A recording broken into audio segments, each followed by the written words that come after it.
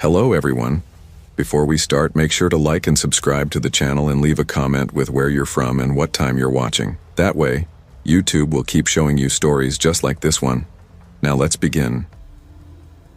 I wasn't supposed to be in Colorado, not really. Not on that road, and sure as hell not that late in the season. But grief and failure have a way of hijacking your life like a busted GPS that won't shut up. My name's Trevor Lang, 32, freelance IT consultant.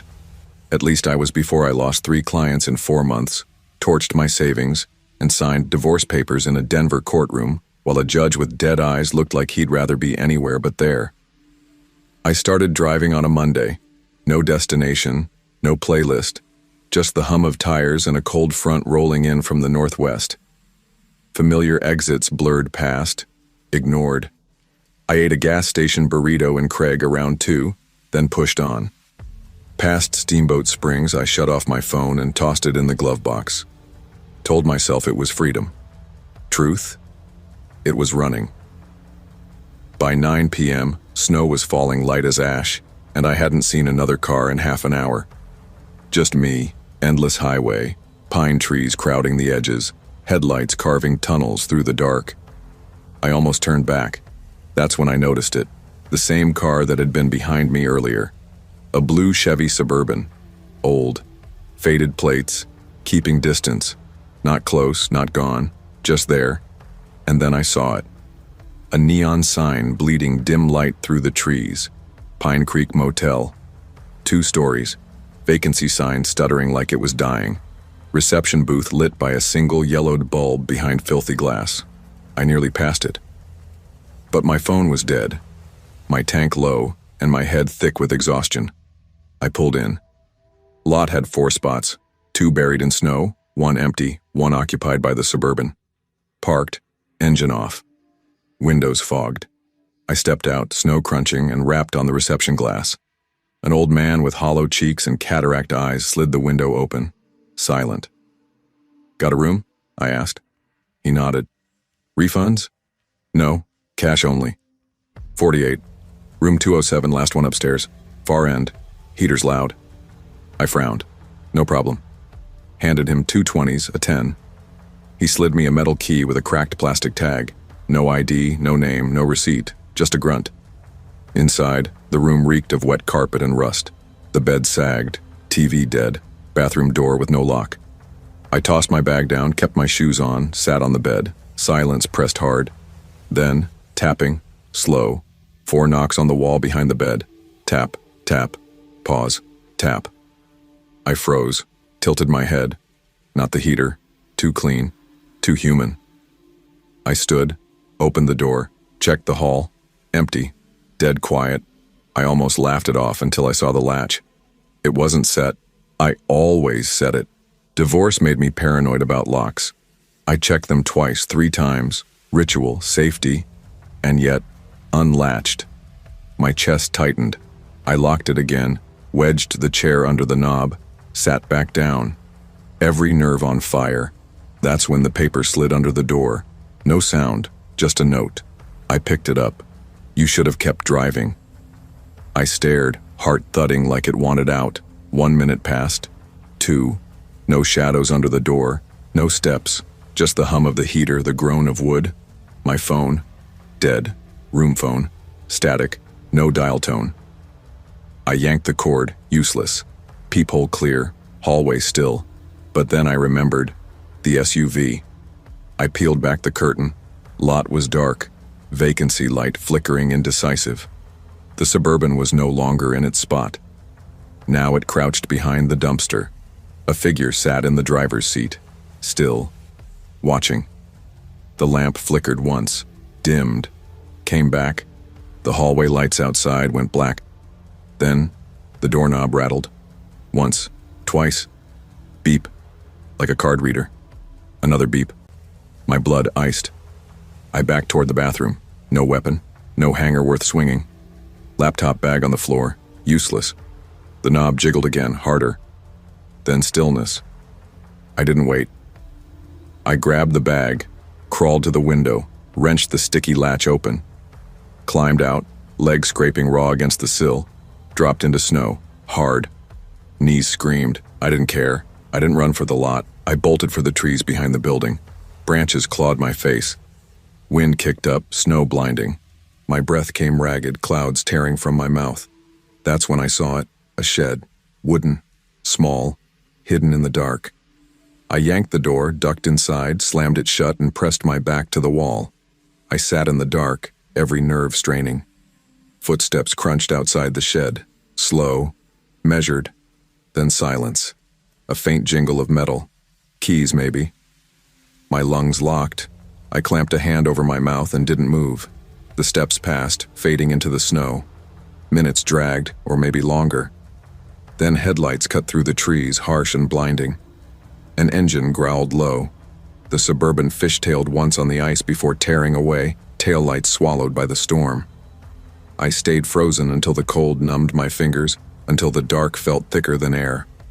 Only then did I creep out, circling back toward the motel. The office was dead. Door hanging open, no lights, the desk empty, no coat on the hook, no phone, no ledger. The old man gone like he'd never been there at all. Only a black and white TV buzzing static in the corner. I backed out into the snow, crossed the lot, and kept walking until my boots hit the road. That's when the glare of a snowplow broke through the whiteout. I stumbled into its beams, waving frantically. The driver braked hard, rolled the window down.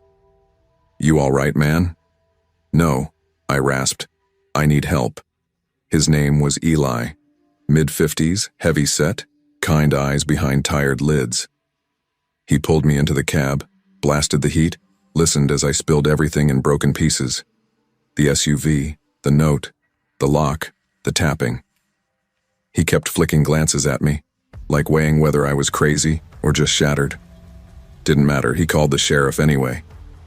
"We'll meet him at the junction," Eli said, then gave me a long look. "You said the office looked abandoned?" "Yeah," I nodded, like nobody had been there for hours. His brow furrowed. "That place has been closed nearly 2 years." The words hit me like ice water. "What?" He nodded grimly. "Shut down after a fire. Health code violations stacked up. Was supposed to be condemned last spring." I tried to speak about the old man, the key, but my voice caught. Eli only muttered, "I've seen squatters set those places up. Sometimes drugs, sometimes worse." We met the deputies 10 minutes later. Snow-ready cruiser, lights muted by the storm. I told it all again, steady this time, clinging to rationality. They took me back to Pine Creek. Dark, lifeless, the office door banging in the wind. Deputy Haynes swept a flashlight through the lobby. Empty. Room 207 unlocked, my laptop bag still there, chair still braced under the knob, but no note, no paper. "Could have been some transient screwing with you," one deputy muttered. The other shook his head. "But you did right. People vanish out here all the time." His eyes lingered. "That SUV, we've had alerts out, linked to 3 missing travelers, Utah, Wyoming, same description. They bagged the key, promised to follow up. I never heard back. That night they let me crash at the station on a vinyl couch under humming fluorescence. I shut my eyes but didn't sleep. Just replayed the beeping sound over and over, the card reader right outside my door. It ticked in my skull like a clock I couldn't stop. By morning, the storm eased. Haynes drove me back to my car. Snow blanketed everything except my windshield. Cleared, brushed clean, like someone had stood there, watching. I said nothing, thanked him, and drove to my sister's in Denver. I didn't unpack, just showered, sat on her guest bed, staring at the wall until the world tilted. Days later, a detective from Root County called. Pine Creek was indeed closed. No employees, no permits. Power disconnected months ago. Someone had rerouted it illegally. And the SUV? A bolo matched it across 3 states, caught on traffic cams in Durango, Moab, then Laramie. Always on back roads, always following. Then one last detail. In the snow beneath my window, room 207, they found a skeleton keycard. Black plastic, no logo, bought online. A master override. The detective's voice dropped. "We don't think you were the first." And the old man? "No prints, no record. No one matching your description ever worked there. You sure he was real?" I almost laughed, but the sound died in my throat. I wasn't sure of anything. Weeks passed. I changed. Once I was easygoing, calm, maybe too passive, reliable. Now I double-lock doors, wedge chairs against knobs. I sleep with a flashlight clenched in one hand, white noise blasting to drown the silence. I quit freelancing. Couldn't take the solitude. Took a crowded office job in Boulder. More people, less thinking, but the damage stuck. I see things now. A car parked too long outside my place. A man standing too still on the sidewalk. I shadow strangers in grocery aisles to make sure they aren't shadowing me. It's exhausting, but not paranoia. It's survival. Because I've learned how little it takes for your life to tilt sideways. How quick you can become a footnote in someone else's plan. The SUV was never found. The old man never identified. Motel cameras proved fake. Empty shells on the wall. And people always say the same thing. It could have been worse. They don't understand. Sometimes the worst isn't dying. It's surviving with no answers. It's knowing a motel, a hallway, and a rattling doorknob almost became your grave. I don't tell many people. Not because I'm ashamed, but because there's nothing anyone can say. You can't laugh it off. You can't dress it up with silver linings. The best I can do is warn you. If something feels off, don't wait to confirm it.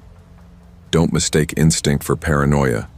Don't hand your trust to places just because they offer shelter. Because danger doesn't always show up with a weapon in hand. Sometimes it starts softer. Taps on a wall, a beep at your door, and a voice inside whispering the truth. You should have kept driving.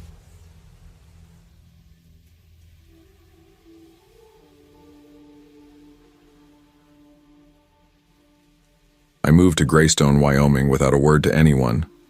Just me, my dented Honda Civic, and a single suitcase stuffed with clothes that smelled faintly of Seattle rain and stale office air. I was 27, raw from a job that had eaten me alive.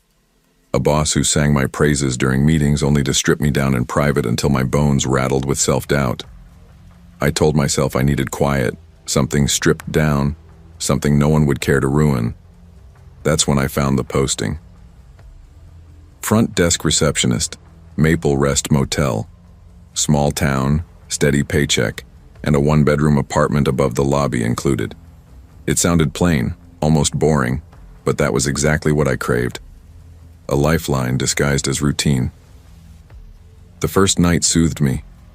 A light drizzle tapped against the window like a lullaby. The yellow bulbs in the lobby hummed, painting the faux wood-paneled walls with a dull, homely glow. I brewed coffee, flipped through the local paper, and let my breath slow. For the first time in months, I wasn't running from anything. Weeks bled into each other. The work was simple. Check-ins, check-outs, folding linens, refilling the vending machine. Guests smiled politely. I returned the courtesy. My world shrank into neat rituals, sorting key cards, tallying receipts, coffee on the porch as rain drummed on the tin roof. I slept better than I had in years. For a while, it felt like healing. Then came the cracks. The woman in room 12 came down one morning with her lipstick smudged, clutching her robe tight. Someone knocked on my window at 3 a.m., she whispered, eyes darting to the hall. Stopped as soon as the walkway light came on. I promised to have maintenance check the locks, though there was nothing to fix. A week later, a couple at checkout lingered by the desk. The husband rubbed his temples, his wife gripping his arm. There was a man, he muttered, standing in the stairwell. Trench coat. Didn't move, just watching us. Couldn't even see his face. His wife nodded quickly, as if afraid I'd dismiss them. I smiled thinly, offered them a fresh pot of coffee on the house. Probably just small-town nerves, I said. But my chest prickled with unease. And then I saw him. It was a Friday evening, rain streaking the lobby windows. He walked in tall and lean, mid-40s, dressed sharp in a gray suit as if he'd stepped out of a boardroom. His pale eyes had the shape of a smile, but none of the warmth. "Any vacancies?" he asked. His voice was smooth but not casual. It lingered, testing. I slid the ledger forward. "Yes, a few." He studied me more than the page. "How long you been working here?" "A few weeks," I answered, suddenly self-conscious under his gaze. He nodded, polite. "You live on site?" "Yeah, upstairs." His lips twitched, almost amused. "Ever think about doing something bigger than this?" I gave a short laugh, trying to deflect. "Not really." "You should." He signed the guest book, slipped in a $20 bill like it was a tip, and left without a room key. His voice lingered in my head long after. I told myself he was odd, but harmless. Just passing through, that night the rain hammered the roof, drowning out the reruns on my TV upstairs. I fell asleep clutching the remote tighter than I cared to admit. I hadn't expected him back, but 3 nights later he returned, this time with a woman. She couldn't have been more than late 20s, striking in a way that made the air feel colder. Red dress, leather jacket, sunglasses at night, perfume that clung to the walls. Her hair was perfect, her lips sculpted, her presence magnetic, but wrong, like a flame too close to the skin. "This is Elise," the man said smoothly. Her smile was warm, practiced. She tilted her head at me. "You have such a quiet presence," she said, voice low, intimate. "It's magnetic." She slid a small black card across the counter. I hesitated before taking it. The card was heavy, embossed with gold lettering. No name, just a sleek logo and a web address. "We host retreats," she explained. "Exclusive gatherings for gifted women. You have a rare aura. We'd love to invite you." My stomach nodded. I forced a polite smile. "Thank you." I excused myself, pretending to check the printer. Later upstairs, I typed the web address into my laptop. Nothing. The domain was parked, blank. My pulse quickened. I tore the card in half and tossed it into the trash, but the image of her smile, of his eyes, lingered. A week later, after closing the books for the night, I flicked the lobby sign to closed. Rain battered the roof harder than usual. I stepped outside, stretching my shoulders, and that's when I noticed it. A black SUV idling under the broken streetlight at the far end of the lot. Headlights off, engine running, no license plate, and I realized with a cold weight in my chest, they hadn't left. I swallowed hard, trying to convince myself it was nothing. Maybe the manager's truck, maybe some guest who didn't want to park closer. But no, that wasn't right. My boss's pickup was always parked at his house 3 blocks away, and this wasn't his model. This was an SUV, black, windows tinted, sitting like a predator under a broken street lamp at midnight. The next night it was there again. Same spot, same rain dripping off the hood, the same shadowed glass concealing whoever, or whatever, sat inside. By the 3rd night, I was on edge. I started checking the security feeds every 2 hours. Each time the SUV sat unmoving. Then the phone line cut out. Again, the 3rd time that month. I checked the breaker box. Nothing wrong. I dialed my boss on my cell. His voice was groggy, annoyed. "It's just the storm," he muttered. "Lines go down all the time out there." I wanted to believe him. But when I hung up, the silence pressed in heavier than the rain. Tuesday night, I locked the last guests into their rooms by 8:30. By 8:50, I'd swept the lobby, wiped down the counter, and flipped the sign to closed. That's when I felt it, this prickling awareness, like someone breathing just beyond the door. The rain seemed to hush. I froze, eyes darting to the camera monitor. The feed showed the front entrance. The door was open, just a sliver. My heart pounded. No wind, no draft. Someone had pulled it open. She stepped through. The woman, Elise, alone this time. Her hair was sleek, damp at the tips, no umbrella in sight. Her sunglasses caught the ceiling's dull light, and that same unsettling smile tugged at her lips. She didn't speak at first, just stood there, watching, smiling, as if waiting for me to break the silence. My throat tightened. I forced myself forward, trying to appear calm. "Can I help you?" I asked, my voice quieter than I intended. She tilted her head, smile still fixed. "Just checking in on you." She leaned lazily against the doorframe, her perfume thick in the air, even over the smell of wet carpet. After a pause, her voice softened into something intimate, coaxing. "Lo, you shouldn't be alone tonight." Something in me snapped. I slammed the door shut. My hand fumbled for the lock, twisting it hard until it clicked. I grabbed the desk phone. Dead. Again. My hands shook as I tried the keypad phone. Static. Nothing. I looked back at the cameras. The grainy night vision flickered, and there it was, the SUV. It had crept closer, its nose just below my window. Engine silent, streetlight buzzing above, flickering off its slick roof. I grabbed the master key ring and bolted. Down the rear hallway, past the vending alcove, into the laundry room. I slammed the door, twisted the lock, and switched on the washer's small overhead light. The Wi-Fi was always strongest here for the laundry app. With trembling fingers, I pulled out my phone. 2 bars, barely enough. I typed one word. Help. Then another. SUV at Motel. Please. I hit send, the message flying to my boss. He replied within a minute. 15 minutes away. 3 minutes later, headlights sliced across the lot. I peeked through the laundry window just in time to see the SUV's tires screech. It tore out of the lot, disappearing into the sheets of rain. 10 minutes later, a sheriff's cruiser rolled in, lights flashing red and blue across the wet asphalt. Deputies jumped out, scanning the property with flashlights. They checked the front desk logs, flipped through room 14's file. The name listed was fake. The ID, a copy, traced back to an old scam site tied to disappearances. Women, one deputy muttered grimly. They lure women. My stomach dropped. The footage confirmed it. A man in gloves carrying a duffel bag had tried my back exit door. He froze when headlights flared across the lot, then vanished into the rain. I sat outside on the soaked grass, the flashing cruiser lights bouncing off puddles around me.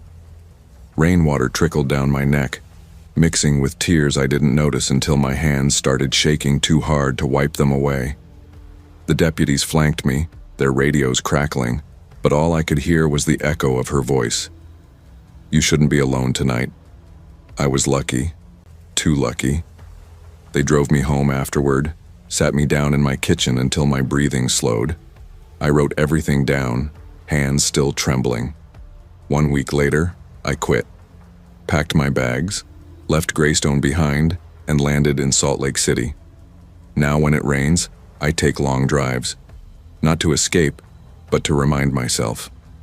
Paranoia isn't weakness. It's survival. I'm different now. I keep my keys tucked inside my clothes. I lock every back door twice. I don't smile too easily at strangers. I trust the tightening in my gut. Because when something feels off, even in the quietest places, you have every right to listen. Boundaries aren't rude. They're the line between safety and disappearance, and your safety? It is never optional.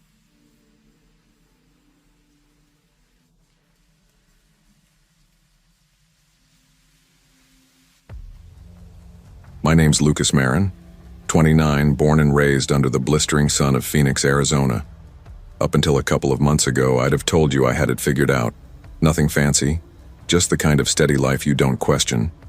A mid-level job at a tech startup that paid the bills, a girlfriend I thought I'd marry someday, Ava, and all the half-formed plans we tossed around late at night. A dog, maybe a little house with a yard. I thought we were building something.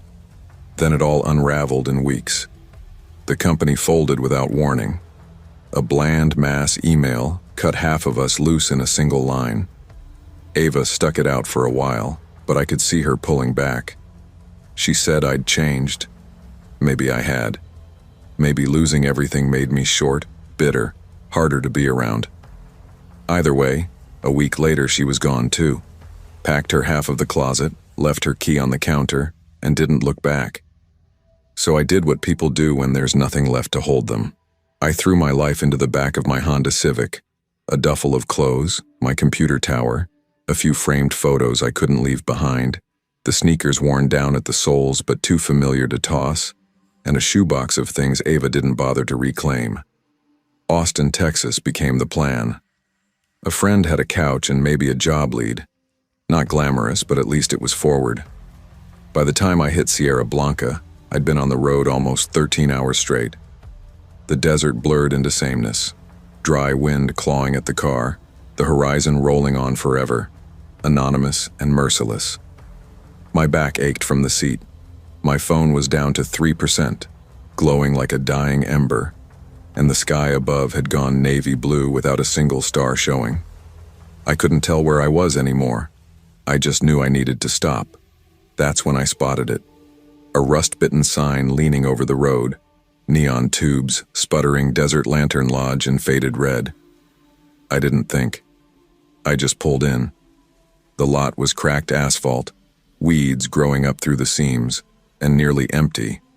One old pickup missing its tailgate. A dust-caked minivan with no plates. The office lights buzzed and hummed with fluorescence that gave everything a sickly yellow tint. Inside, behind the counter, was a kid, 17 at most. Hood up, eyes fixed on his phone. He barely glanced at me. Handed over a plastic key card without a word beyond room 6, end of the row. No ID, no receipt, no smile. Just a nod at the door. Fine. I was too tired to care. Room 6 smelled of bleach and something damp underneath, like mildew ground into the walls. The carpet sagged, creaked in spots, and the bathroom mirror was cracked at the corner. One curtain wouldn't close all the way, and the bed looked like it hadn't been touched since the late 90s. None of it mattered. My legs felt hollow. I dropped the duffel, peeled off my hoodie, and collapsed on top of the bed fully dressed. The AC unit in the corner wheezed, rattling like it had emphysema, but the white noise was enough. My mind started to slow. Sleep was coming when I heard it. Soft at first, a metallic rattle. The door handle. I froze, listening. Again, and again. Not wind. Not my imagination. I got up, shoved the door shut, twisted the deadbolt tight, then sank back onto the mattress. That's when the knock came. 3 slow taps. Then a voice. "Hey man, they gave me the wrong room. This one's mine." The voice was calm. Too calm. "Front desk messed up," he went on. "Can you open up so I can show you the receipt?" My heart stuttered in my chest. If it were a real mistake, he'd use his card. He wouldn't be knocking. I cleared my throat, forcing my voice steady. No offense, man, but this is my room. Maybe check with the desk again." Silence. No footsteps, no shuffle of retreat. Just stillness pressing against the door. Then the beep. The sound of a key card swiping. Click. The lock disengaged.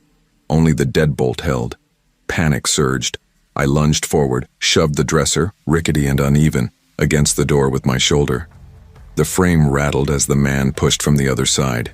Once, twice, harder the third time. "Come on, man," he said, voice dropping, colder now, almost bored. "You're making this way harder than it needs to be." My breath came fast, shallow. No phone. The battery was gone hours ago. No charger, no landline, no one. My eyes darted. The window, the half-closed curtain, a bottle of water on the nightstand. I grabbed it instinctively as if it mattered, as if holding something meant I wasn't helpless. And then I saw it. Movement outside the curtain. A second shadow drifting by, faint under the neon glow bleeding through the gap. Another voice low, whispering something I couldn't catch. My chest seized up. I pressed my back to the far wall, water bottle clutched stupidly in my hand. The 2 shadows leaned close, murmured. Then, just like that, They were gone. No footsteps, no retreat. Just gone. I didn't move the rest of the night. Didn't risk the window. Didn't sleep. My eyes burned, my muscles cramped, but I couldn't let go of that tension. Couldn't blink. Not even once. I pulled a bent coat hanger from the closet and kept it clenched in my hand like some pitiful excuse for a weapon. It wasn't much, but it gave me something solid to hold on to while the hours dragged by. Around 4 in the morning, with my nerves frayed and my body buzzing from exhaustion, I finally slid the dresser away from the door just enough to crack it open. The hallway was empty, silent. Even the air felt stale, unmoving. No footsteps, no car engines outside. Just nothing. By sunrise, my hands were trembling. My skin was clammy, lips dry, eyes bloodshot. I looked like I hadn't slept in weeks. Still, I forced myself to step out, crossing the lot to grab my charger from the car. That's when I saw them. 2 thin scratches carved into the driver's side door. Not random, not accidental, deliberate. Like someone had run a tool down the paint just to let me know they'd been there. That's when it hit me. They'd checked my car first. They knew which one was mine before they ever came to the door. Inside, the kid at the desk hadn't moved from his chair. Same hood pulled up, same glow from his phone lighting his face. I must have looked half dead when I walked in, but he didn't flinch, didn't even bother to greet me. "There were 2 guys trying to break into my room last night," I said, voice shaking despite how hard I tried to keep it steady. They had a key card. That finally made him glance up. He raised one eyebrow, bored more than concerned. "We don't have any other check-ins logged," he said flatly. "Sorry, man. Just you, and that's manual. No cameras here." I stared at him, my jaw tight. "So you don't track who gets keys? At all?" He shrugged. "We only got 10 rooms. Most people pay cash.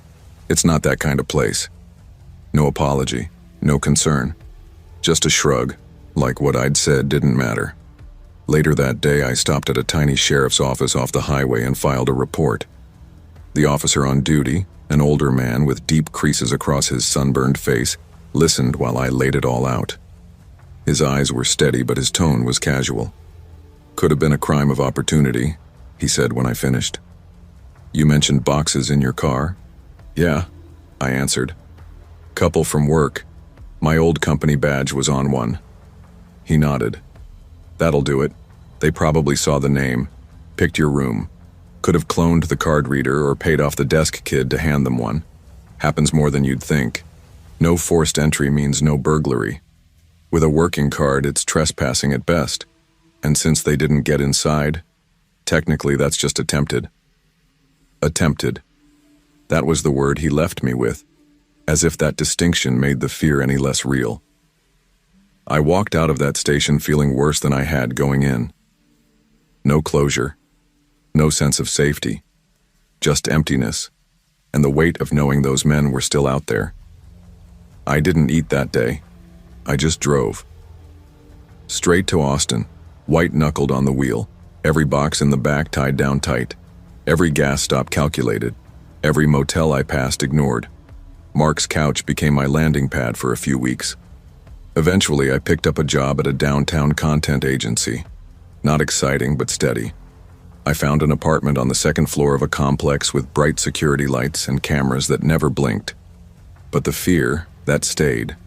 6 months later, I had to stay at another motel for work. I thought I'd be fine.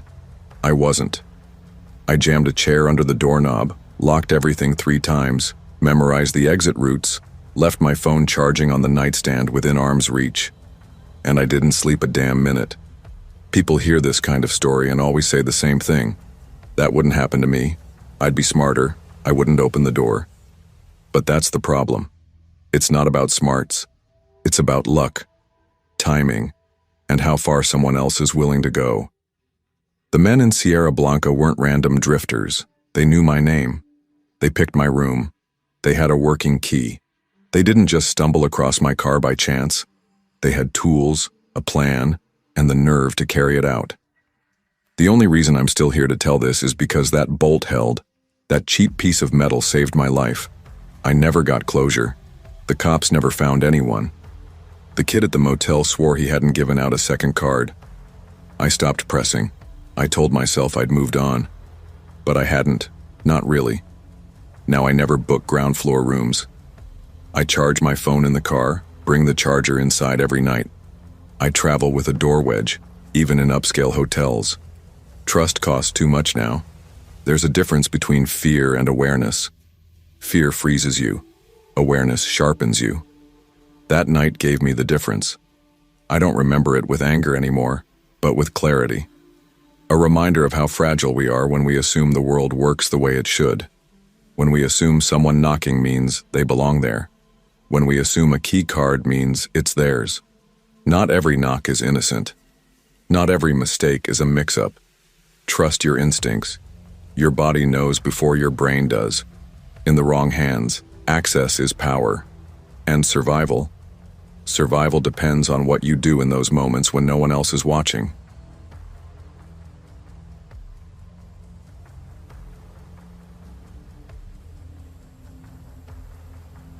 People like to picture pharmaceutical sales as polished and glamorous.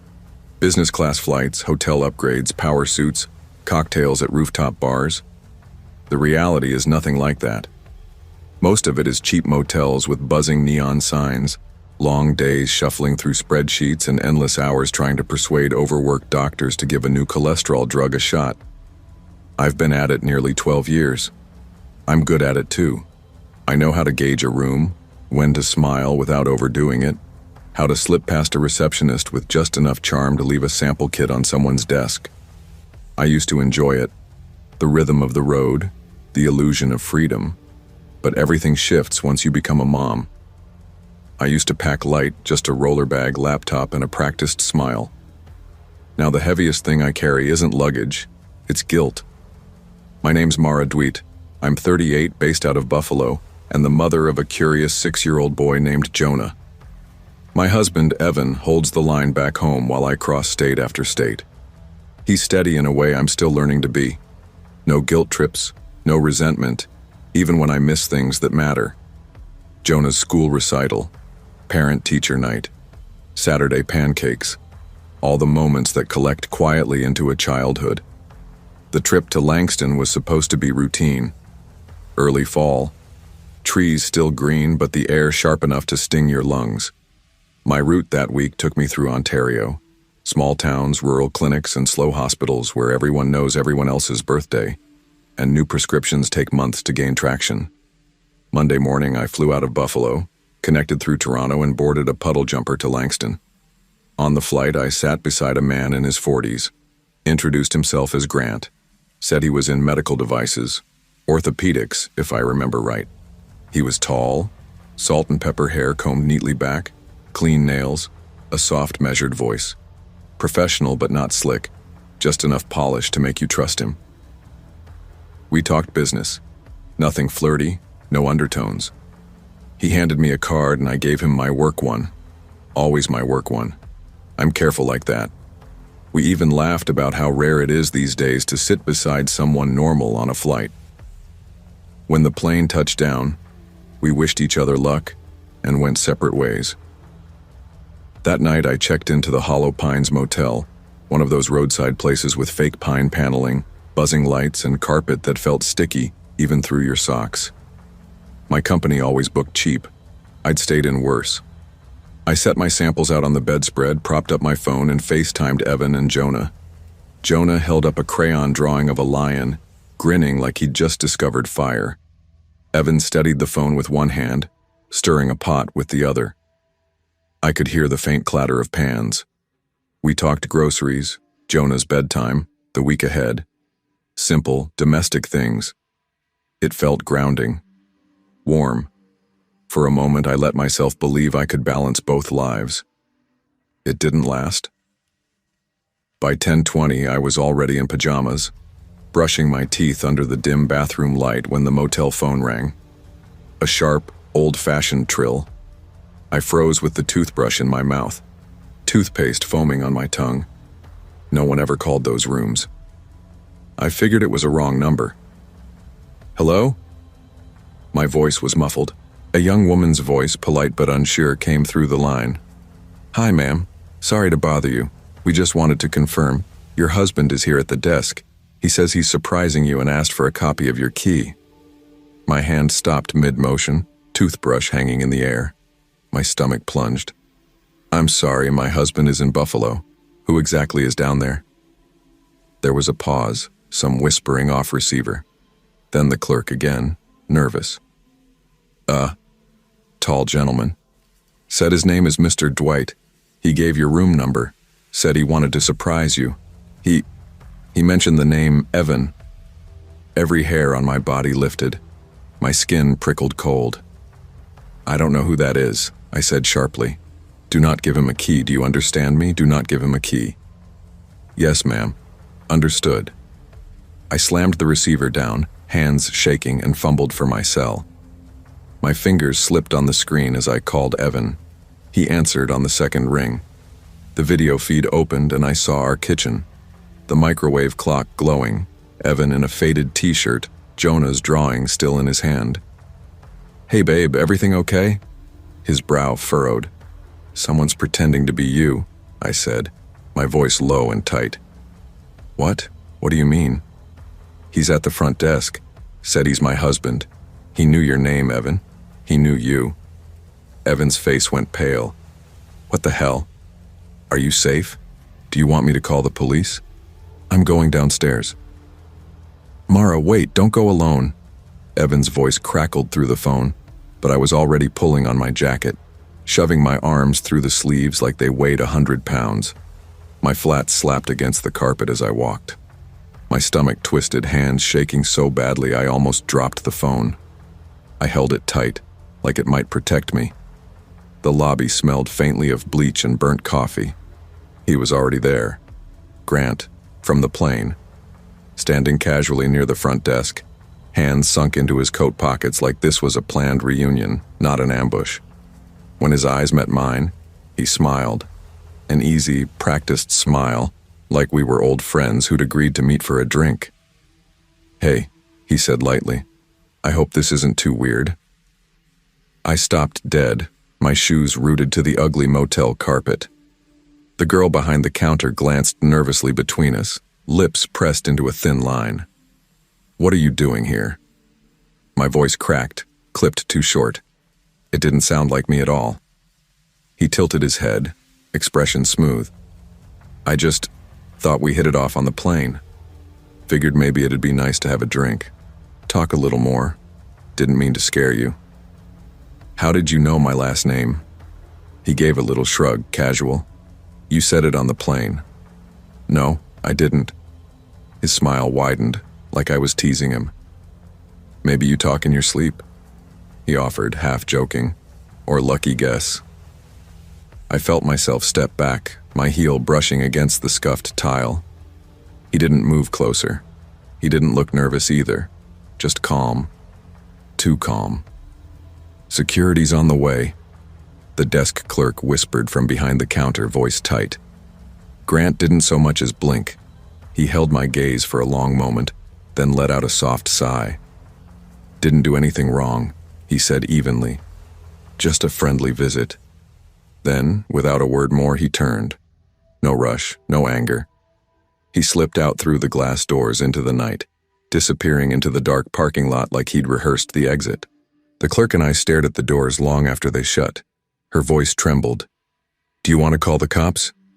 I nodded, throat too tight for words. The officer who arrived that night was kind, steady, but his words felt like a bucket of cold water.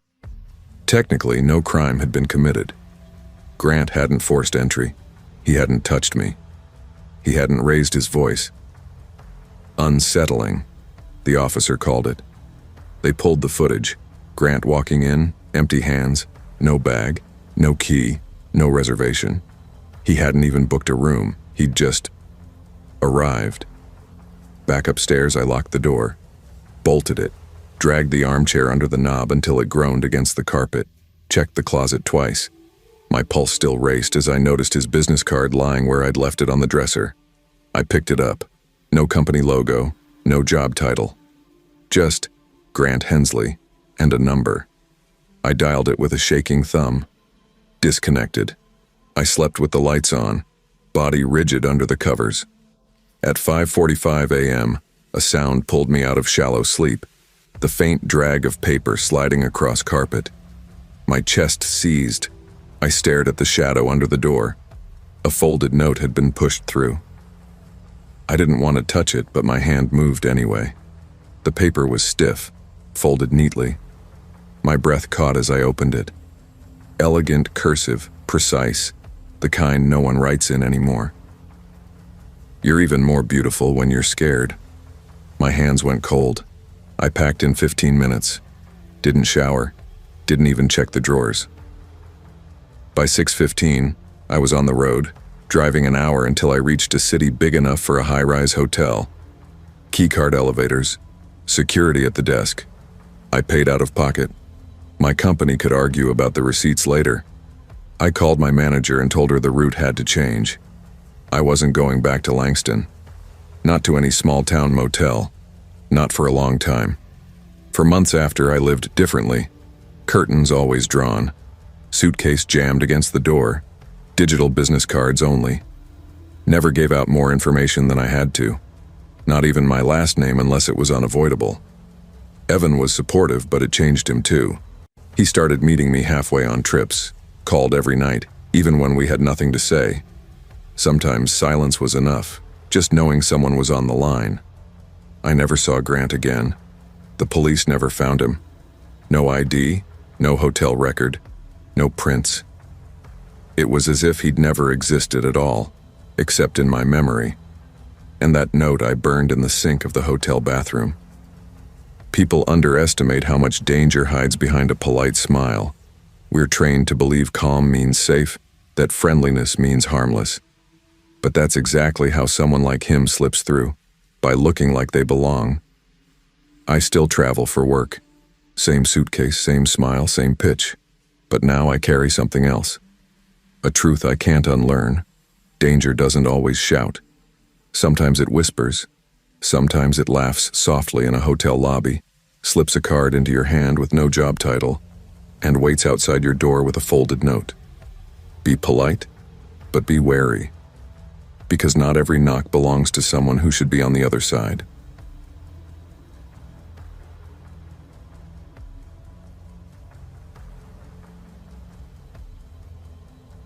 You don't grow up dreaming of working the front desk at a half-dead motel off a Nevada highway. Nobody does. You end up there by accident, like sliding down a slope you didn't notice until you hit the bottom. I was 25, a dropout with more grief than direction, pulling graveyard shifts at the Sunvale Motor Inn off Red River Boulevard, just outside Crescent Pass. The neon sign buzzed whenever it wanted, and the desert wind carried a whisper that felt like it knew more than it should. Me? I just wanted the nights to crawl by unnoticed. After my dad died last spring, everything cracked apart. I'd been in my third year at UNLV, majoring in psychology, and hell, I can't even remember the second major now. Mom packed up and went to stay with her sister in Boise. I couldn't falter. That house was too quiet, too haunted with unpaid bills and silence. I couldn't keep up with tuition and rent, so I dropped it all and came here. I thought I needed somewhere still, and Crescent Pass is the kind of place where stillness feels permanent, like time just refuses to move. The Sunvale Motor Inn squats at the end of a 2-lane road where headlights vanish almost instantly and silence stretches forever. 16 rooms, a vending machine that eats quarters, a lobby that always reeks of lemon cleaner no matter how hard I scrub. My shift runs 10:30 p.m. to 6:30 a.m. On paper it sounds dull, but dull has a way of turning sour when you're alone with it. Most nights it was routine. Truckers pulling in for a few hours sleep. Lost tourists asking how to get back to I-80. Teenagers flashing fake IDs and debit cards that never worked. Plenty of nights I didn't speak to another human being for 6 hours straight. The TV was always stuck on static because the remote was missing batteries. I'd sit behind the counter, legs propped up, watching fuzzy security feeds on a black and white monitor, sipping bitter coffee that had gone stale hours before. But that Thursday, the air felt wrong. Hard to explain. It was like the desert itself was waiting. At 2:15 a.m., I stepped out back to dump the lobby trash. The dumpster sat past the soda machine alcove by room 3. I'd made that walk hundreds of times, never thought twice. But this time, someone was there. A man stood half hidden behind the soda machine. Red hoodie, hood cinched tight, pale chin with stubble, eyes fixed down at the parking lot. He didn't smoke, didn't shift, didn't acknowledge me, just stood, like he was expecting something. "Hey," I called, trying to keep my voice even. "You good out here?" Nothing. He didn't even flinch, just turned, slow, and walked behind the building without a word. No glance, no reaction. I gripped the trash bag like a shield and hurled it into the dumpster, my pulse hammering, then hurried back to the lobby, locked the door behind me. 2 minutes later, the door opened. Him.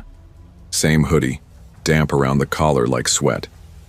He strolled in like he belonged, scanning the lobby with his hands buried in his pockets. "Car broke down," he muttered. "Buddy's on his way. Just up the road. Need a flashlight or tape. Something." I stayed behind the counter, trying to keep my face neutral. "I can call roadside assistance for you." "Nah. Quick. Sharp. Ain't necessary. Just gotta check under the hood. Left my phone in the truck. Mind if I borrow yours?" I shook my head. "No phone back here. Sorry." A lie.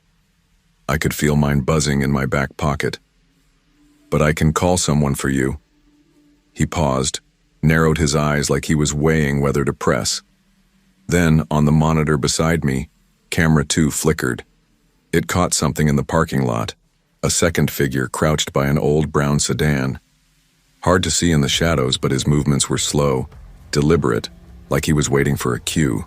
"Who else is with you?" I asked, keeping my voice casual. He blinked. "No one." Flat, like I was an idiot for even asking. I turned, pretending to check the back room. My fingers hovered near the panic button under the desk, a little steel nub installed after a robbery attempt years ago. I pressed it, silent, no click, no light. I just prayed it worked. "I'll grab a flashlight," I said. "Hang tight." He smiled, tight and humorless. "Sure." I walked into the hall and locked the door behind me, chest heaving as I watched the screen. The man in the hoodie strolled out calmly. Outside, he met the crouched figure by the sedan. They spoke briefly, then both bolted into the desert, swallowed by the dark beyond the parking lot. Gone. I didn't move until the deputies showed 12 minutes later. It wasn't until they left, when I rewound the footage, that I saw it. The second man hadn't stayed by the car. At one point, he'd crept all the way around the building toward the back employee entrance, the same one I sometimes forgot to lock. That night I had locked it. Thank God. He'd been 2 steps away from slipping inside, and I hadn't even heard him. The next morning I left my shift with adrenaline still crawling under my skin. I couldn't sleep, couldn't eat. I just sat in my rusted Corolla outside the sheriff's office, half waiting for something else to happen. But nothing did. When I gave my statement, Deputy Morales was polite, patient, but distant, like he'd heard it all before. Maybe he had. This wasn't Vegas. No neon, no high-rises, no nightlife. Crescent Pass was an in-between town where trouble didn't announce itself. It drifted in quietly, lingered, and left the same way. "They didn't get inside," Morales said, eyes on his notes. "That's the good part." Yeah, the good part. My voice felt flat, because they'd tried, and they'd gotten close. Too close. The footage showed it plain, the guy in the red hoodie pulling me in while the second circled to the back. I'd watched it 10 times. That second man had something in his hand. A slim gym, maybe a pry bar. Small, but he carried it like he'd used it before. That stuck with me. These weren't just drifters. They had a rhythm, a plan. "Any chance they knew someone here?" I asked. Maybe a grudge, or targeting the motel. Morales shook his head. Doesn't look personal, just opportunity. Opportunity. That word clung to me as I left, heavier than anything else he'd said. The thought that I could have been nothing more than that made me sick. The next shifts passed without incident. That was somehow worse.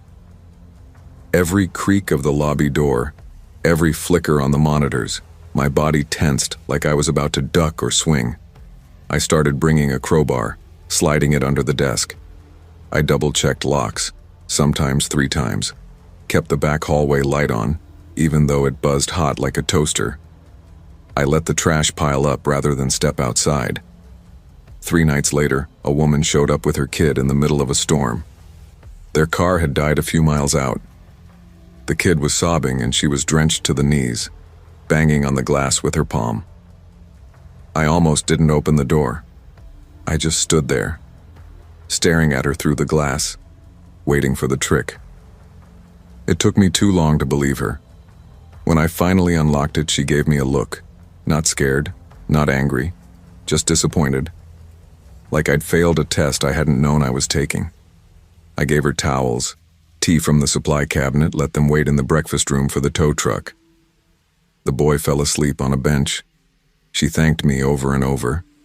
I nodded like I deserved it, but I didn't, because I'd hesitated. That night, staring at the monitor, I thought about how thin the line was between caution and cruelty. A week later, a man checked in under Dennis R., paid cash. Normal enough, but his smile, too wide, too quick, scratched at me. Said he was heading to Utah, drove a beat-up sedan with no plates. He asked for room 3, the same room the hoodie man had lingered near. A knot twisted in my gut. Plumbing problem, I told him. Room 8 instead. That night I never looked away from the monitor. Hours passed. He didn't leave his room, no lights, no sound. But around 3 a.m., I caught movement by the dumpster. Someone crouched low, just a shape. Gone before I could focus. My hands went clammy on the crowbar. I didn't call the police, didn't touch the panic button. I just sat there watching like a soldier at a forgotten outpost. In the morning, room 8 was empty. Sheets untouched. Key card left on the dresser. He hadn't slept there. 2 weeks later, I quit. No scene, no speech. I handed Anita, the morning manager, my keys and said thanks for the opportunity. She didn't ask why. She'd seen the way I flinched when the ice machine rattled, or when guests leaned in too quick. I packed a half-filled suitcase, drove out of Crescent Pass with no plan. Just a need to breathe somewhere. Danger didn't cling like fog. I found a job at a rental car desk outside Reno. Day shifts only. It took months before I stopped waking up from dreams of footsteps and broken locks. Longer still before I could stay in a motel without jamming a chair under the knob or sleeping with keys in my hand. The worst part wasn't what happened. It was how close it came, how quiet it was. Danger didn't crash in with sirens or gunfire. It whispered, it lingered. It tested the knob, waited for a mistake. I learned something in those graveyard hours. Evil isn't loud. It's patient. It doesn't smash down the door, not at first. It knocks soft, smiles, asks for help. It waits for you to forget the lock. It isn't always a monster. Sometimes it's a grin too wide. I used to think I could read people, spot the wrongness. Now I trust the lock more than a smile. Because not every threat announces itself. Sometimes it just waits, quietly, watching. The smallest acts, listening to your gut, turning a key, can be the line between safety and tragedy. You don't owe politeness to anyone who makes your skin crawl. Survival isn't always about strength. Sometimes it's about paying attention.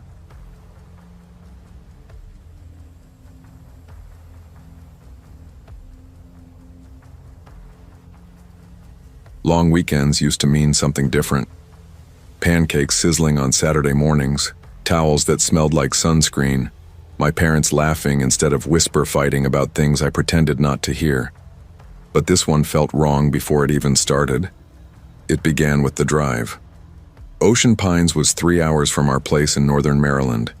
But it took us 5 because Mom and Dad couldn't stop bickering over the GPS. No music, just tires humming over asphalt and silence that felt heavier than words. Dad bragged about finding a deal on a motel, Seabrook Bay Inn. "Looks old-fashioned but clean," he said.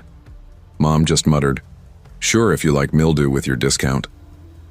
When we pulled in Friday evening, it looked just like the pictures: pastel pink shutters, white lattice trim, flower boxes with geraniums half dead from neglect. Wedged between a quiet marina and sand dunes, the parking lot smelled like hot pavement and brine. I actually liked it.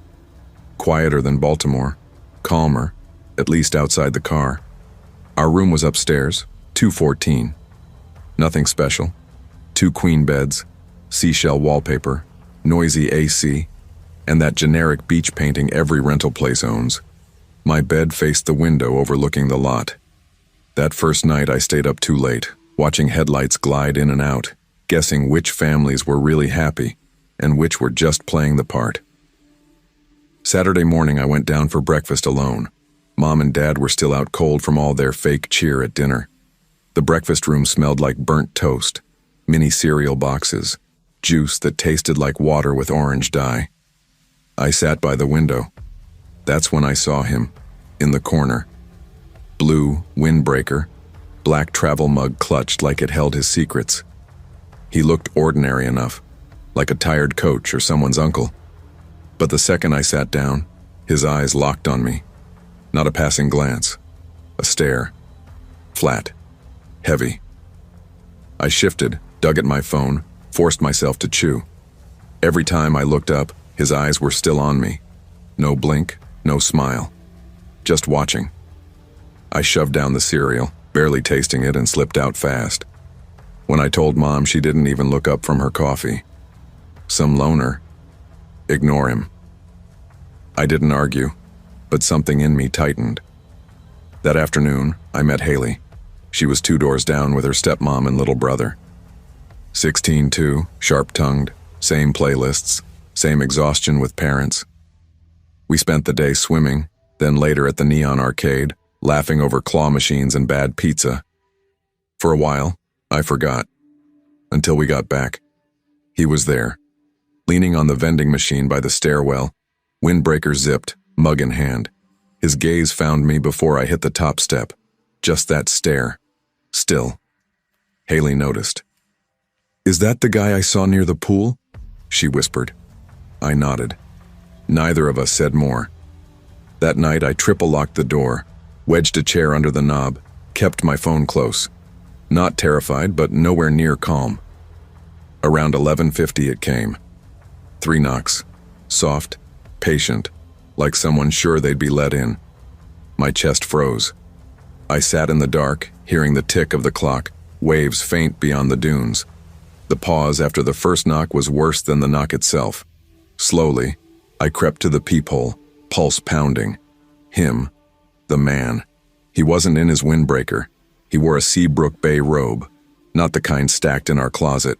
Older, threadbare, something dug out of storage. He wasn't holding anything, just standing there, eyes blank, mouth slack, that same stillness. My throat tightened. I stumbled back, hand clamped over my mouth to keep quiet. I texted Mom. "Someone's at the door, it's him, please wake up." Nothing. Tried again. "He's here, please wake up." Still nothing. My hands shook so hard I dropped my phone once before I finally dialed the front desk. 3 rings. A tired voice answered. "Seabrook Bay Inn, this is Donna." I whispered fast. "There's a man outside our door. He's been watching me since breakfast. He's knocking right now. Please send someone." Silence. Then, "Room number?" 214, I breathed. The line went too quiet. Finally, her voice came back. Slow. Changed. "Sweetheart, that room's not occupied. There's no one in 214. My skin went ice cold. "What are you talking about? My parents booked it 3 nights ago. We're here right now." "No," she said, firmer, her words cutting through the static. "Nobody should be in 214. Even work," she'd said. "It's under renovation. That lock shouldn't..." The line cut off. I hung up without saying goodbye and bolted back into the bedroom.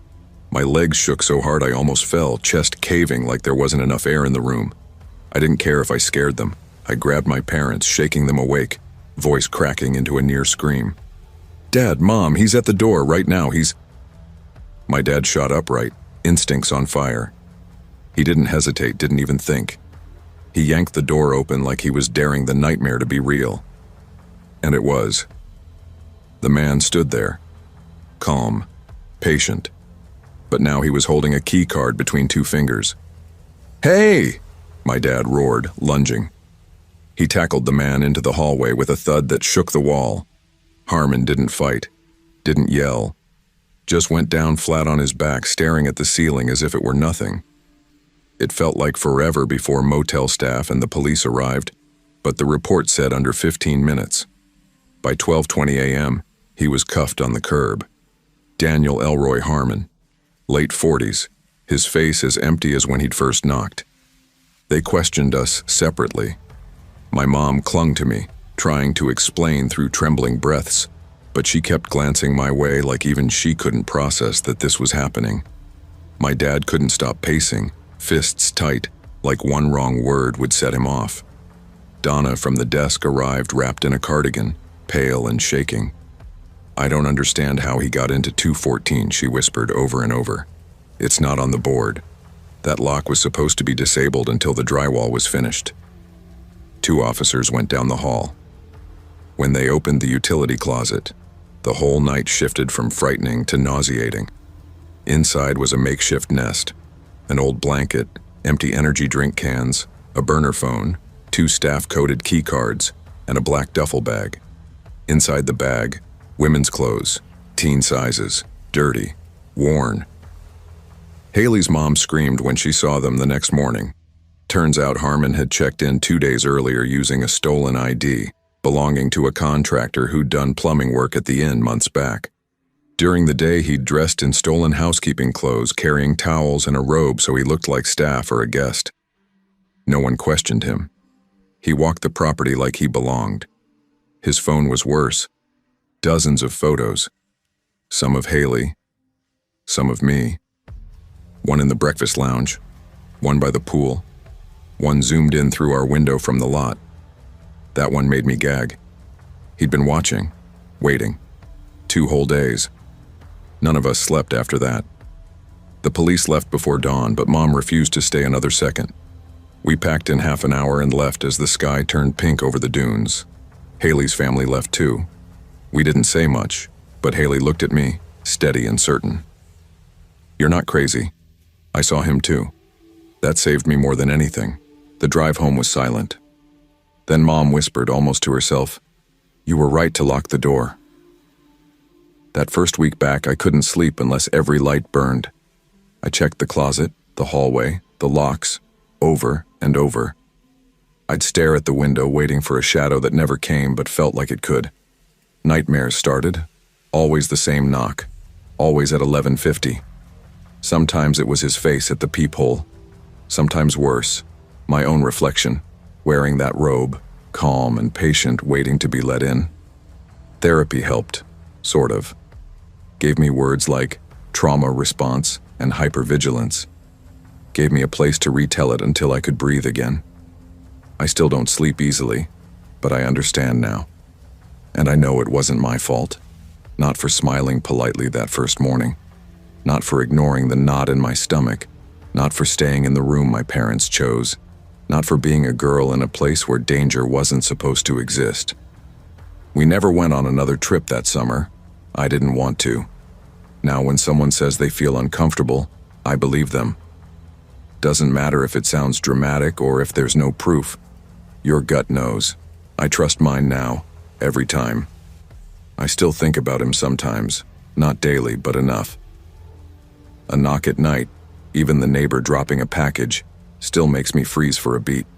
It passes, but I always check the peephole. I always will. Trust your instincts. Speak when others dismiss you.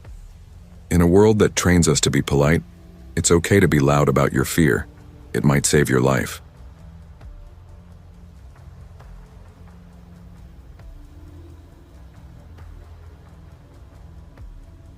It wasn't the kind of breakup that ended in shouting matches or shattered plates. It was quieter than that.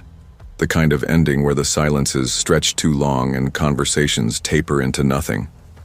5 years together, gone in 5 sentences exchanged over lukewarm coffee in a diner that smelled faintly of bleach and bacon grease. "We've outgrown each other," he said, almost gently, like he was giving me permission to agree. "Maybe you're right," I whispered back, because fighting it felt heavier than accepting it.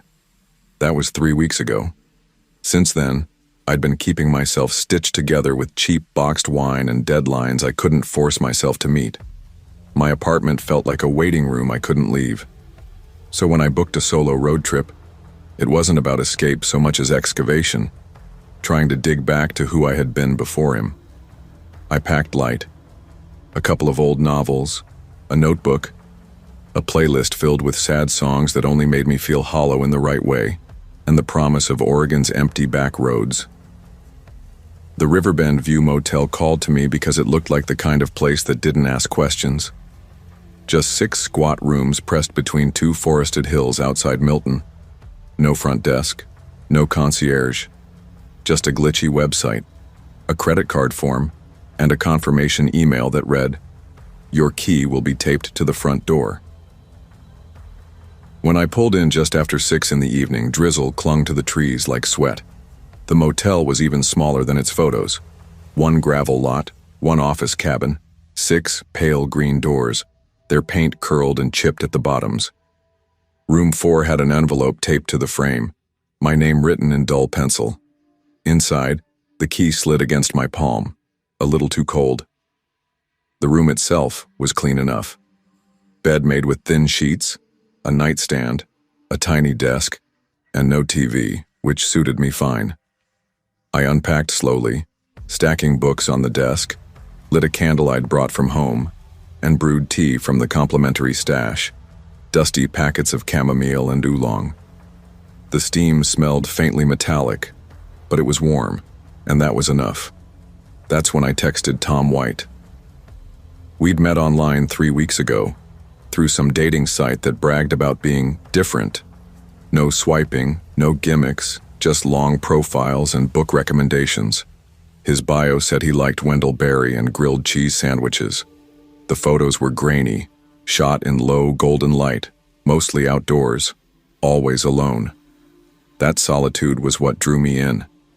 He looked still. His profile claimed he was 31 and lived near Milton. He messaged first. "You seem like someone who enjoys silence." "I do too." It was disarming. Most men filled their first messages with jokes or demands.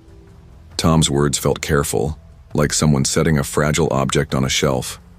We wrote about writing, about how being quiet could feel like both armor and exile, about the loneliness of never quite being understood. He never pressed too hard, just appeared every so often with a thoughtful question. After a dozen messages, I'd let slip that I was taking a solo trip. "Riverbend View," I typed, "some tiny motel in the middle of nowhere." "That sounds perfect," he replied. "Want to meet for coffee tomorrow?" "Somewhere public. No pressure." I said yes before I had time to overthink. I wasn't sure if I was ready, but I liked the way he phrased things. Gentle, like he could see I was fragile but wouldn't shatter me further. That first night I didn't plan to do much. Maybe journal, maybe finally open that Joan Didion collection I kept hauling around but never cracking open. But plans dissolved at 9:30 when I heard the first footsteps. At first I told myself it was nothing. Pine cones falling, branches shifting in the wind. Then I heard it again. Slow, measured, like someone pacing. A few steps, a pause, a few more. I pulled back the blinds, just enough to peek. The lot was empty except for my Corolla and a white SUV parked crookedly under the single buzzing lamp. It hadn't been there earlier. I was certain. I'm used to solitude. I've celebrated birthdays alone, written for days without speaking, even gone entire weekends with nothing but the murmur of podcasts for company. But this was different. This was the kind of alone that seeped into the marrow, cold and hostile. the kind that made your heart mistake stillness for danger. The footsteps came again at 10:08, then at 10:27. Each time I looked, and each time there was nothing, just that SUV, quiet and patient. Once its dome light blinked on, a brief flash, then gone. At 11:12 my phone vibrated, a message from Tom. Room 4. Looks cozy. The screen glowed in my hands as I stared, breath shallow until it dimmed back to black. I hadn't told him my room number. Not in a message, not in a post, not in passing. "Excuse me?" I typed back, fingers trembling just enough that I had to correct the capital E. No response. Just the pulsing dots of a typing bubble. Then nothing. That was the first time the fear hit me.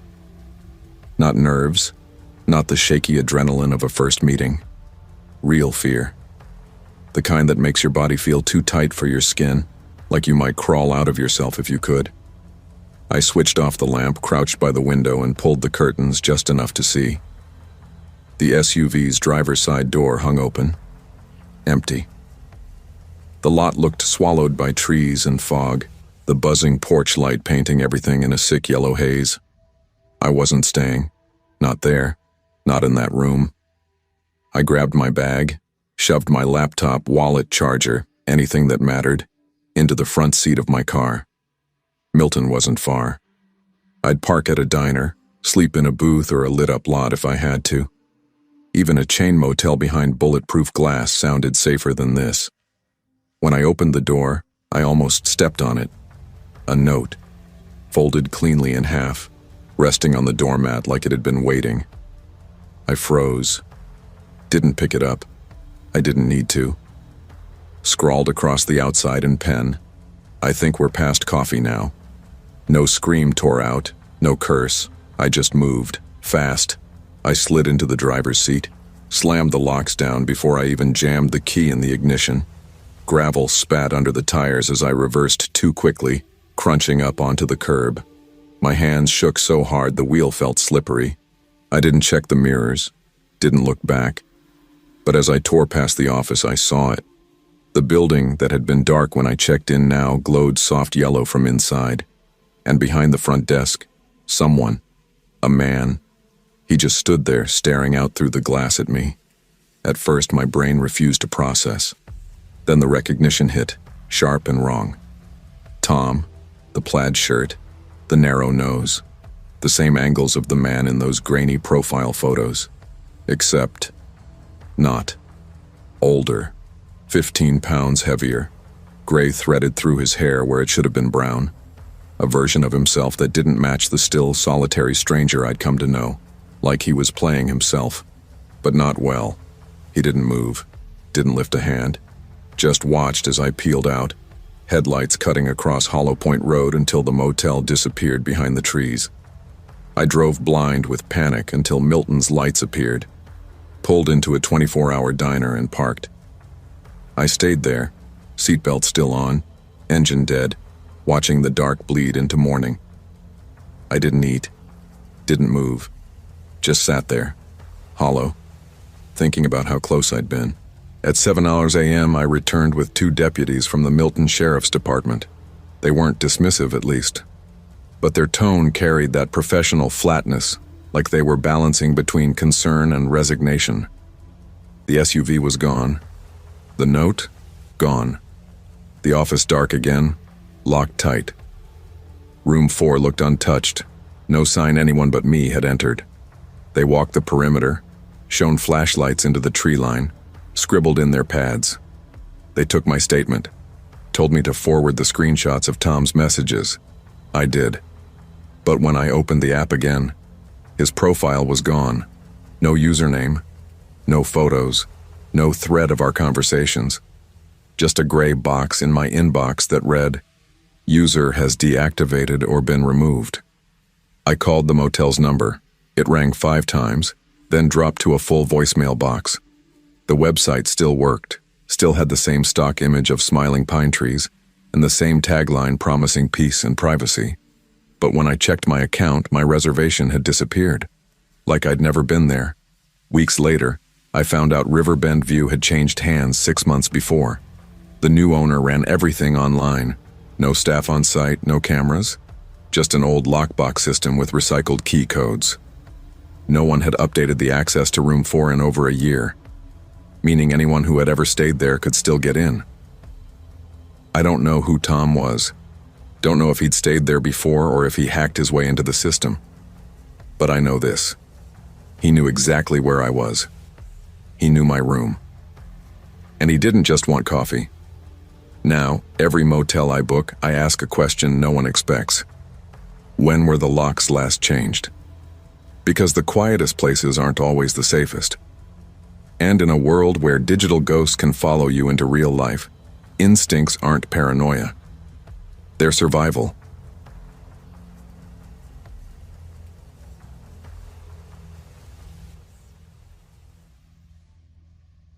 I never meant to end up in Missoula. My plan had been clean, straight, purposeful, a drive from Wyoming all the way to the Pacific, Daniel's ashes in the passenger seat, waiting for the ocean. That was supposed to be the ending. But grief has its own ways of steering, and sometimes it takes the wheel from you. Mine hit hard somewhere along that lonely highway. My hands began trembling so badly I could barely keep my car in its lane. The steering wheel slid slick beneath my clammy palms, twitching left and right as though it wanted out of my control. By the time my vision blurred with panic, I knew I couldn't keep driving. I veered off at the first exit I saw, Fox Hollow Road. The world there was quiet, suffocated in cedar and pine. No cars, no sound. Then a flickering glow in the dark. Juniper Knoll Lodge. Its neon sign sputtering and buzzing like an exhausted insect. The word vacancy hummed faintly below. Inside, the lobby smelled faintly of dust and wood polish. A man stood behind the desk, late 50s maybe, silver streaking his hair, shoulders in a weathered plaid shirt that looked softened by years. He introduced himself as Dawn. His voice was plain, unhurried, as though he'd repeated this welcome 1,000 times without it ever meaning much. He slid a real metal key across the counter. Cold, scratched, its number 7 nearly rubbed away. Real. Not a plastic card. It had weight to it, like the past. He said the heater in that room worked fine. That was all I cared about. I handed over a credit card I'd been keeping tucked away, the one I didn't use unless I had to. Dawn didn't ask questions, didn't look twice. Perfect. Room 7 smelled like cedar chips, old dust, and something I couldn't place. Something like a memory trapped too long in a drawer. The bedspread crackled like static when I sat on it. Cheap polyester. But it held me. Cold, but safe enough. I curled my knees up on the mattress, pulling them against my chest, trying to hold still. I placed my phone on the nightstand, the screen face down, and stepped outside for a cigarette. The night air was thin, pressing cold into my lungs. Even the forest seemed to be holding its breath. No cicadas, no breeze, no sound. Just me. That's when I noticed it. Room 4. Curtains twitching. Moving too quick, like someone had just ducked out of sight at the window. I froze, cigarette halfway to my lips. The glass reflected nothing but the pale glow of the lodge sign. No one appeared. I exhaled smoke, shrugged it off, and went back inside. But something had settled in me. Something sharp, like grief tilted with fear. Back in bed, I thought of Daniel, his laugh that cracked mid-sentence, the freckles scattered across his shoulders, how he always laced his fingers through mine in the dark. This trip had been my attempt to remember him without tearing myself apart. But instead, something else scratched at me, pressing against the edge of my thoughts. At 9:40, a knock came. Soft, gentle, too polite. And again, a rhythm that didn't stop until I moved. I assumed it was Dawn, maybe checking on the heater, maybe making sure I hadn't smoked inside. Or someone had the wrong room. I unlocked the first bolt, cracked the door. A woman stood there, older, wrapped in a sweatshirt several sizes too big, hair thin, pulled back, her eyes wide, skittish. "Sorry," she said quickly, voice trembling. "I thought you needed extra towels." I blinked. "Do I know you? Are you housekeeping?" Her lips pinched tight. "No, just checking." She peered past me for a second too long, gaze flicking into the dim of my room, as though she expected something. Then her mouth curled into a smile that looked plastered on. Without another word, she turned and walked away. I shut the door hard, locked both bolts, slid the chain across. My chest thudded with a sound I didn't want to admit was fear. That night I lay awake listening. Footsteps across the lot. The heater hum. The smell of faded wood and something older creeping through the room. My mind whispered explanations. She meant well. She was confused, nothing more. But the air had shifted. The walls seemed closer, the lodge smaller. I turned off the lamp, sinking into darkness, and prayed for sleep to erase it. At dawn I woke disoriented, the night already dissolving like a half-forgotten dream. I forced myself into the shower, scrubbing hard, as though I could wash off the unease clinging to my skin. In the lobby, Don was behind the counter again. His eyes sagged with the weight of years. "Business is slow," he admitted when I asked. Then softer, with a crooked smile, "Ghost trees." I wanted to laugh, but something in the way he said it knotted my stomach. I wanted to ask about room 4. Instead, I held back. Don had been kind, measured. He didn't deserve my paranoia. Still, he must have read something in me. His voice lowered. "No one's been in room 4 for years. Floor collapsed, closed off, boarded from inside. Housekeeping doesn't even step in there." His words sank through me cold. I didn't mention the woman. Didn't want his eyes on me with suspicion. I walked outside into the pines. Moss muffled my steps, the ground soft with rain. The sky hung gray and heavy. The forest didn't offer answers, only a silence that pressed close. It reminded me of our house after Daniel died, how the air had felt stiff and brittle until weeks of rain softened it again. By the time the sun dipped low and gold across the tree line, I returned. The lodge sat the same, silent, unchanged. I slid the key into room 7's lock. It didn't turn. A metallic catch, a click, then nothing. I jiggled it harder, shoved the door. No give. Inside it looked dark. Too dark. The heater wasn't running. Maybe Dawn had given the room away. Maybe. I went back to the lobby. But the office lights were out. The parking lot held only my car. Dawn wasn't there. As I stepped inside, the desk lamp flickered, then clicked off. A note was taped to the counter. I unfolded the note with shaking fingers. "You've been moved to room 5. Heater's out in 7. Doors open." No signature, no letterhead, just cheap black ink on lined paper. My chest cinched tight. Who wrote it? Room 5. I had never stepped foot in room 5. I glanced out toward the neon motel sign near the lot, hoping for some reassurance. The buzzing tubes read, "Thank you for staying in room 5. But I hadn't. I pressed a hand to my temple, suddenly unsure of myself. Was I losing track?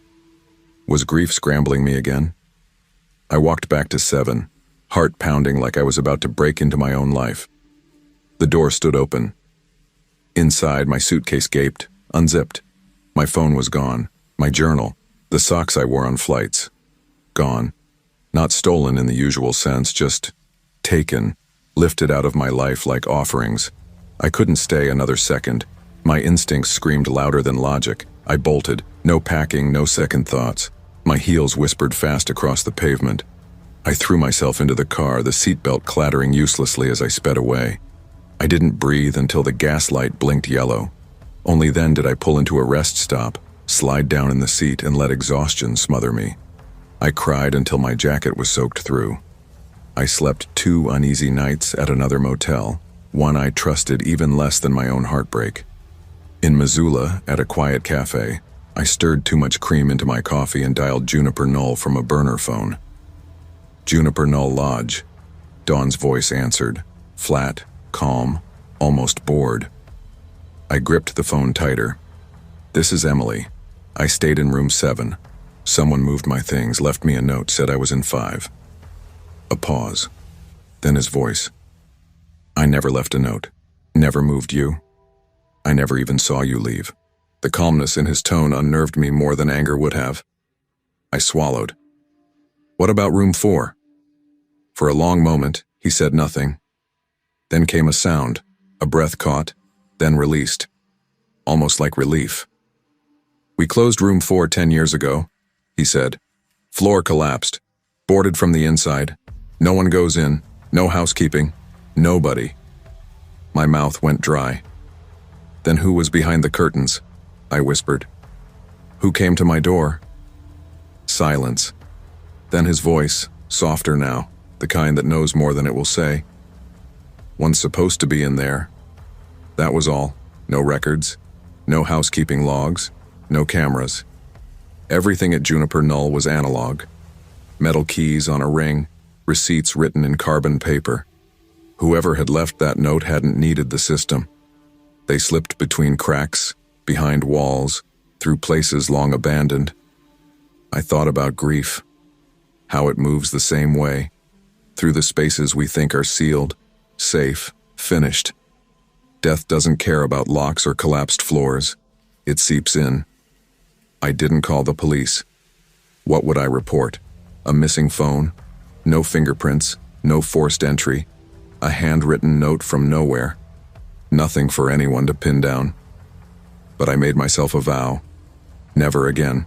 Not alone. Not in places where the silence feels too practiced. Weeks later I was home, and I still touched my keys differently. Always checking, always turning them twice. I found myself asking clerks about locks, about when the doors were last changed. My body carried new alertness. Grief had already taught me fragility.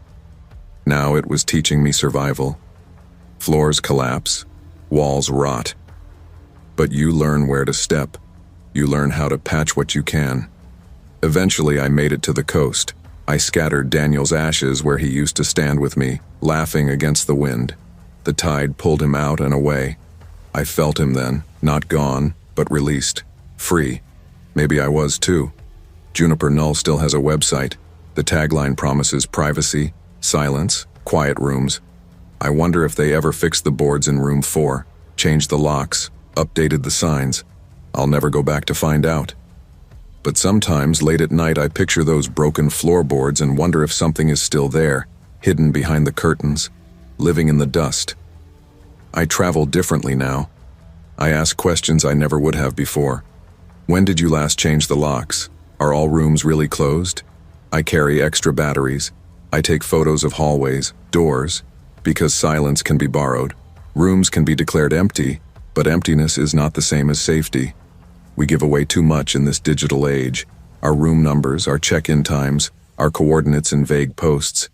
We share stories with strangers. That's fine. But we forget.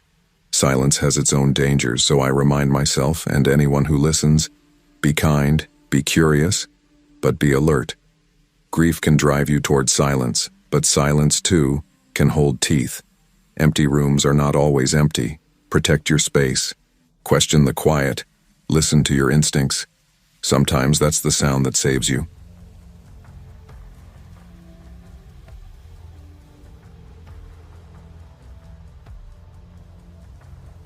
I ended up at Blue Creek Lodge, not by choice, but because my body just quit. I remember standing there with an eviction notice crumpled in one hand, my dog's leash limp in the other, and my rideshare app flashing deactivated, like a bad joke. I felt scraped clean inside, like someone had scooped me out. I drove until the gas light blinked, aimless, half hoping the car would just die. That's when I saw the sign. Alpine, Arizona. Pine trees pressed close against the road, and a buzzing neon glow cut through the dark. Blue Creek Lodge, vacancies. Inside, a blue-haired clerk, maybe 20, maybe younger, gave me a quick look. Her eyes had that hollow fatigue you see in people who've seen too many night shifts. The lobby smelled like pine cleaner masking old cigarettes. The cheapest room was more than I wanted to spend, but it had a lock and 4 walls. My hand shook as I slid her my card. She saw, I know she did, but didn't ask. Just handed me the key. Room 12. The room was plain. Linoleum floor, 2 bright ceiling light. My dog would have wagged at the space, curled up easy. I unpacked. Charger, toothbrush, a few shirts. For the first time in weeks, I breathed easier. At least I wasn't on the street. Still, reality pressed in. I sat on the bed, counting options. Drive north, hitchhike, beg an old roommate for a couch. None of it felt real. None of it felt possible. That night, as she was leaving, the clerk poked her head in. "You okay?" she asked, soft. "Yeah," I lied, forcing a smile. After she left, I closed my eyes. The ceiling spun, full of echoes, landlords screaming, clients vanishing, the custody papers. My life dismantled piece by piece. But beneath it all, a whisper. "You're still alive. That's something." Day 2, I scraped quarters for laundry. Walking back, I noticed a beige truck hitched to a wooden trailer near the pines. Someone unloading, maybe. I didn't ask. My phone lit up with ride requests that weren't there anymore. Just ghosts of what used to be. That afternoon, the clerk, Sarah, I learned, approached me. "My uncle could help," she said. "He's old school, likes helping people who've had it rough." I almost laughed, but I nodded. Hunger and fatigue didn't leave much pride. At 6:30, a knock. I expected Sarah, but it was a tall man, 60s maybe, boots scuffing the tile. He smelled of leather and old spice, introduced himself softly. Miles Carter. He sat on the bed uninvited, cowboy boots staining the sheets, pulled a wad of bills from his coat. Rooms paid for, 3 nights, some cash too. No strings, unless you want them. His tone was warm, practiced. Something in his eyes wasn't. Calculation, hunger, regret? I forced a smile. "Thanks, I'll manage." His smile faltered. He stood. Not everyone turns down comfort when it's offered. Then he was gone, leaving bills heavy in my hand, heavier in my gut. At 2:14 a.m. the phone rang. Long, slow rings. When I answered, breathing, nothing else. I slammed it down. Minutes later, knocks, soft. Then harder, silence. Another ring. At 2:18, the handle jiggled. My chest seized. I killed the phone, locked the deadbolt, wedged the chair under the knob, sat frozen watching the door until the sun came up. When I told Sarah, she shrugged. "Probably another guest. Wrong room." "There are only 3 rooms occupied," I said. "Mine and 2 across the lot. No cars, no mistake." Packing felt unreal. My duffel half zipped, toiletries stuffed. I noticed details that hadn't been wrong before. The back window screen missing. The bed shifted inches from where it sat. My locked bag unzipped. And inside my shoe, folded neat as origami, a note. Most men say no first. They don't always stick to it. I didn't think. I left the money on the dresser and bolted. 6 hours later, running on fumes, I pulled into a truck stop and locked myself in a bathroom stall under buzzing fluorescent light. It felt safer than that room ever had. Weeks later, with enough saved for a proper motel, digital key code, online booking, I looked up Blue Creek Lodge. At first it looked clean, but buried deep, I found scraps. 2 missing reviews from men with stories like mine, a friendly staff, an uncle who covered nights, then strange things. Both reviews deleted. The only one left was short, from a man named Clay. Room was paid for. Got what I needed. Nothing more. I don't know Clay. I don't want to. I still sleep with one eye open. When I check in anywhere, I ask, "When did you last change key codes? Anyone offering free nights?" They think I'm paranoid. Maybe I am, but I know this. When comfort is offered out of nowhere, it's never free. I ended up at Blue Creek Lodge not by choice, but because exhaustion finally pinned me down. I remember the exact moment I realized I had nothing left. An eviction notice balled in one hand, my dog's leash dangling useless in the other, the rideshare app glowing deactivated. I felt hollow, emptied out. I drove until the gas light blinked and forced me off the highway. That's when I saw the turnoff into Alpine, Arizona. Pine trees crowded the lonely road, and through the dark, a buzzing neon sign cut through. Blue Creek Lodge, vacancies. Inside, a desk clerk with dyed blue hair, barely 20, looked at me with tired, suspiciously kind eyes. The lobby smelled of pine cleaner, stale coffee, and something sour underneath. The cheapest room was more than I wanted to spend, but it came with a roof, 4 walls, and a lock. My hand trembled as I slid her my card. She noticed, I'm sure she did, but said nothing. Just slid me the key. Room 12. The room was plain. Linoleum floors, overhead light so bright it felt clinical. My dog would have curled up happily in the empty space. I unpacked a few essentials. Charger, toothbrush, a change of clothes. For a moment I felt lighter, like I'd found ground again. But with money bleeding away, I sat on the bed, mind racing. Drive further north, hitch a ride, beg a couch from my old roommate. Every plan collapsed before it even began. That night before leaving her shift, the clerk poked her head in. "You okay?" she asked softly. "Yeah," I lied, leaning back on the stiff mattress. When she left, I closed my eyes. The ceiling swam with memories. Landlord screaming, clients vanishing, custody slipping through my fingers. But underneath all of it, pulsed one fragile truth. I'm still alive. That has to count for something.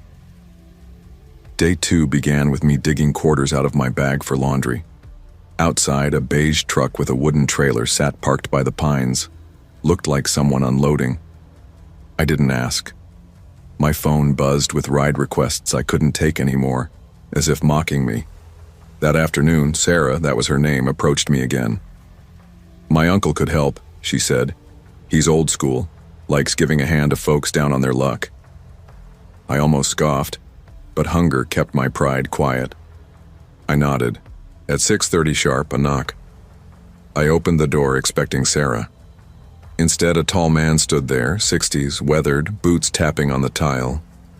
He smelled faintly of leather and Old Spice. He introduced himself quietly.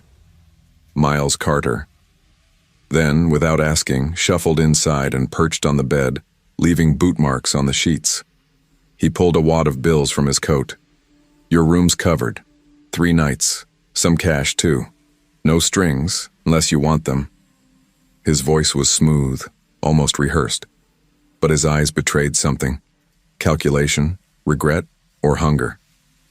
"Thank you," I said carefully. "But I'll manage." His smile dimmed. He rose slowly. Not everyone turns down comfort when it's offered. Then he left, disappearing down the hall. The bills in my hand felt heavy, like they belonged to him, not me.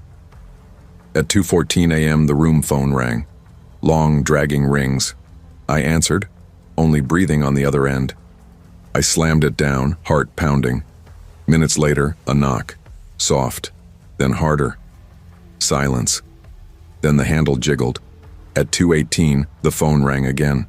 Panic clawed my chest. I yanked the phone cord, triple-locked the deadbolt, wedged a chair under the knob, and sat frozen, staring at the door until dawn. When I told Sarah, she shrugged. "Probably another guest. Mixed up rooms." "There are only 3 rooms occupied," I said. "Mine, and 2 on the far side. No cars out front, no mistake." Packing felt surreal. I shoved toiletries into my duffel, zipped clothes with shaking hands. That's when I noticed the back window screen missing. The bed shifted inches from where it had been. My bag, once double-locked, unzipped, and tucked neatly inside my shoe. A folded note. Most men say no first. They don't always stick to it. I didn't think. I left the cash on the dresser and bolted. Hours later, running on fumes, I pulled into a truck stop and locked myself in a fluorescent-lit bathroom stall. It was the closest thing to safety I'd felt in days. Weeks later, In a real motel booked online with a digital key code, curiosity gnawed at me. I looked up Blue Creek Lodge. At first, the reviews looked clean. Too clean. But hidden in caches and scraps were 2 missing reviews from men telling stories like mine. A friendly clerk, an uncle who covered nights, and then strange things. Both reviews scrubbed. Only one remained from a man named Clay. Room was paid for. Got what I needed. Nothing more. I don't know Clay. I don't want to. I still sleep with one eye open.